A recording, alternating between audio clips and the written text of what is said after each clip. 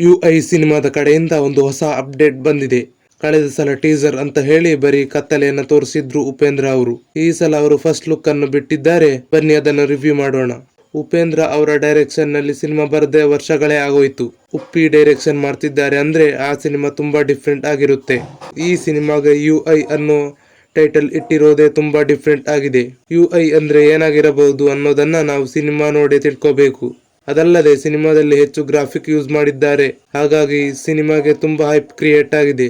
Cinema ಮೇಲ್ನೋಟಕ್ಕೆ avatar cinema ಕಾಣಿಸಿದ್ರು cinema avatar ಸಿನಿಮಾಗಿಂತ ತುಂಬಾ different ಆಗಿರುತ್ತೆ. ಇನ್ನು ಟೀಸರ್ ಕಡೆ ಬರೋದಾದ್ರೆ, ಭೂಮಿಯಲ್ಲಿ ಜೀವಿಗಳು ಹುಟ್ಟೋಕು ಮುಂಚೆ ಭೂಮಿ ಹೇಗಿತ್ತು, ನಂತರ ಜೀವಿಗಳು ಉಗಮ ಆಗಿ ಹೊಸ ತಂತ್ರಜ್ಞಾನಗಳು ಅಭಿವೃದ್ಧಿ ಆಗಿ ನಂತರ ಭೂಮಿ ಸರ್ವನಾಶ ಆಗುವುದನ್ನು ತೋರಿಸಿದ್ದಾರೆ ಅನ್ಸುತ್ತೆ. ಟೀಸರ್ ಮೇಲ್ನೋಟಕ್ಕೆ ಹಾಗೆ ಕಾಣುತ್ತೆ.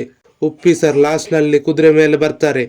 ಮೋಸ್ಟ್ಲಿ ಅವರು ಕಲ್ಕಿ ಪಾತ್ರ ಮಾಡಿರಬಹುದು ಅಂತ ಅನ್ಕೊಂಡಿದ್ದೇನೆ. ಟೀಸರ್ ನಲ್ಲಿ ಉಪೇಂದ್ರ ಅವರ ಜೊತೆಗೆ ರವಿಶಂಕರ್, ಸಾಧು ಕೋಕಿಲ ಅವರು ಕಾಣಿಸಿದ್ರು. ಬೇರೆ ಯಾವ ಕನ್ನಡದ ನಟರು ಕಾಣಿಸಿಲ್ಲ.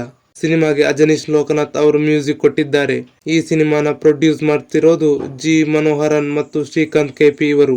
ಟೀಸರ್ ನಲ್ಲಿ ನನಗೆ ಇಷ್ಟ ಆಗದೆ ಇರೋದು ಅಂದ್ರೆ ಸೆಟ್ ಗಳು ರಿಯಲ್ ಆಗಿ ಕಾಣಿಸ್ತಾ ಇರ್ಲಿಲ್ಲ. ಉಪ್ಪಿ ಅವರ ಯೋಚನೆ ಬಹಳ ವಿಭಿನ್ನವಾಗಿದೆ. ಆದ್ರೂ ನಮಗೆ ಟೀಸರ್ ನೋಡಿದಾಗ ಯಾಕೋ ಸೆಟ್ ಕ್ವಾಲಿಟಿ ಚೆನ್ನಾಗಿರ್ಲಿಲ್ಲ ಅಂತ ಅನ್ನಿಸ್ತು. ಇದು ಬರೀ ಫಸ್ಟ್ ಲುಕ್ ಟೀಸರ್ ಅಷ್ಟೇ. ಮೂವಿ ಹೇಗಿರುತ್ತೆ ಅಂತ ಗೊತ್ತಿಲ್ಲ.